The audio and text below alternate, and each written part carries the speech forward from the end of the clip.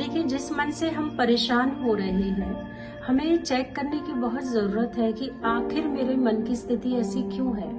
मेरा जो माइंड है वो किस स्टेज में है। तो जैसे कि हम देखें कि मन की 4 स्टेज होती हैं, जिसमें पहली जो स्टेज है मन की वो है दमन, दूसरी होती है अमन, और तीसरी होती है सुमन, और चौथी होती है मगन। तो जिस मन से हम हर रोज परेशान हो रहे हैं, पहले हमें चेक करना पड़ेगा कि हमारे मन की कौन सी वाली स्टेज है।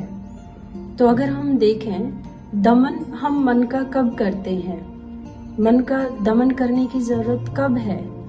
जब कभी हम फ्री होते हैं और कुछ ऐसी हमारे अंदर इच्छा जागृत होती है, चाहे वो हम सोशल मीडिया से कुछ देख रहे हैं या हमने किसी को कॉल किया और कॉल पर हमें पता चला कि वो तो बाहर घूमने के लिए गए हैं, हो सकता है वो आपकी ही फ्रेंड हो।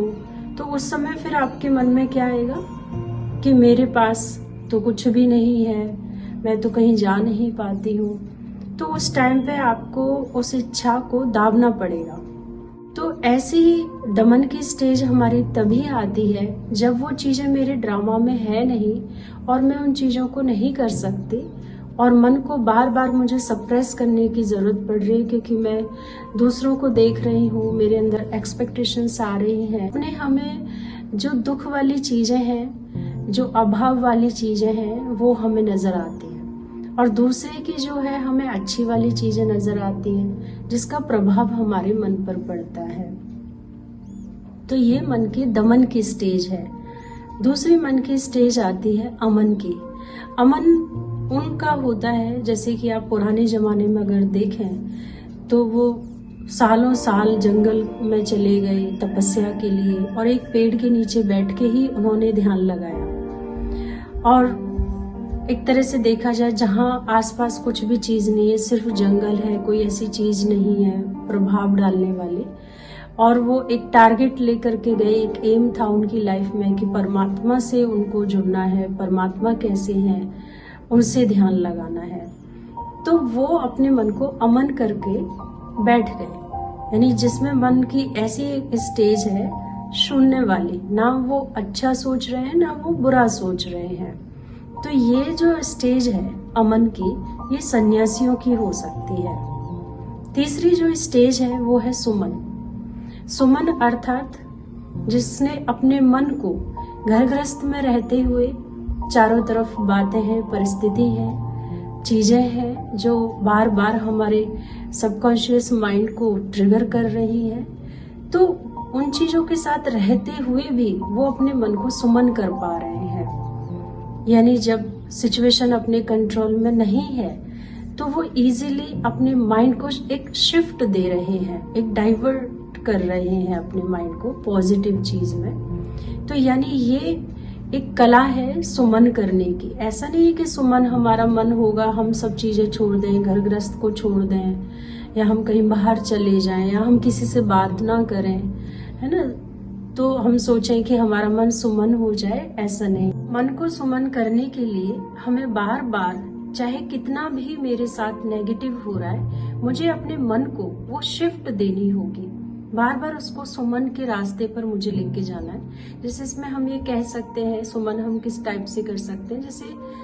3 जो है बच्चे हैं और वो अपनी मदर के साथ किसी मेले में गए हैं। तो पहले बच्चे ने जब खिलौना देखा तो उसने कहा, माँ मुझे ये खिलौना चाहिए।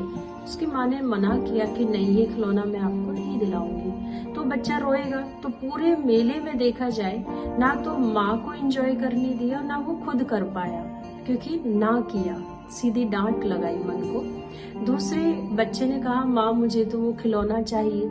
तो माँ ने कहा, बेटा अभी मैं दिला नहीं सकती, बाद में दिला दूंगी, या बहुत सारे टॉयस आपके पास हैं, अभी इतना पैसा नहीं है। तो इस तरीके से आप अपने बच्चे को समझाएंगे। तो दूसरी जो मदर थी, उन्होंने क्या किया, अपने बच्चे को समझाना चाहा और वो समझ गया। तो थोड़ी देर तो बच्चा शांत रहा, थोड़ा आगे और चला तो वो फिर से कह रहा, नहीं नहीं माँ मुझे तो वही खिलौना चाहिए। तो वो बार बार पूरे मेले के अंदर क्या रहा, थोड़ी देर शांत रहता था, फिर जिद करता था कि मुझे तो वही खिलौना चाहिए। तो आखिर माँ को भी उसी में बिजी किया और वो बच्चा तो खुद ही वैसा ही कर रहा था। तो दोनों में देखा जाए एंजॉय कोई भी नहीं कर पाया। और तीसरी जो मदर थी, उसके बच्चे ने जब कहा कि माँ मुझे तो ये वाला खिलौना चाहिए, तो माँ ने ना तो ना किया और ना समझाया। तो उनकी माँ ने क्या किया, तीसरा एक खिलौना था जो बहुत ही रिजनेबल रेट में था, जो वो दिला सकती थी, और बच्चे के जो हाथ में था वो बहुत एक्सपेंसिव खिलौना था, रिजनेबल रेट में था खिलौना। तो बार बार उसकी तारीफ करे, अरे वाह ये तो बहुत सुंदर है, अच्छा ये तो चाबी से भी चलता है, अच्छा ये वाला खिलौना तो कभी हमने नहीं देखा किसी के पास, तो बहुत प्यारा है। तो थोड़ी सी क्या उसकी प्रेज की खिलौने की, तो बच्चे को लगा, क्योंकि बच्चे को ज्ञान नहीं है, तो बच्चे को लगा अरे माँ के पास बहुत अच्छा खिलौना है। तो माँ ने कहा नहीं नहीं मैं ये नहीं दिलाऊंगी। वो कहता नहीं नहीं मुझे तो यही चाहिए। तो बच्चे का एक संस्कार होता है, जिस चीज के लिए आप ना करेंगे ना, वो सबसे पहले उस चीज के पीछे भागेगा कि नहीं जरूर इस चीज में कुछ है। एक क्यूरियोसिटी मन के अंदर होती है। तो माँ ने जब बार बार बोला कि नहीं बेटा मैं नहीं दिला सकती, तो बच्चे ने कहा नहीं मुझे तो यही वाला खिलौना चाहिए। तो माँ को तो दिलाना ही था, क्योंकि वो तो डिसाइड कर चुकी थी कि मैं यही खिलौना दिला सकती हूँ, बाकी जो इसके हाथ में वो तो मैं दिला ही नहीं सकती। तो कैसे थर्ड जो मदर थी देखा जाए, उन्होंने अपने बच्चे को समझा, ना तो डांटा और ना बच्चे को समझाया, उस बच्चे का मन डाइवर्ट किया जो वो दे सकती थी। तो कैसे उस बच्चे का मन जो है सुमन हो गया। तो इस तरह हमें भी, चाहे सुबह से शाम तक कितनी भी बातें हमारी लाइफ में आ रही हैं, और जरूरी नहीं है कि हर बात मेरी अकॉर्डिंग हो या मेरे मन को बहुत पसंद आए। तो उस टाइम पर हम ये प्रैक्टिस कर सकते हैं, बार बार अपने मन को हम वहां से हटाएं और कुछ और अच्छी चीज हम मन को दे सकते हैं। तो इस तरीके से हमारा जो मन है वो सुमन बन सकता है।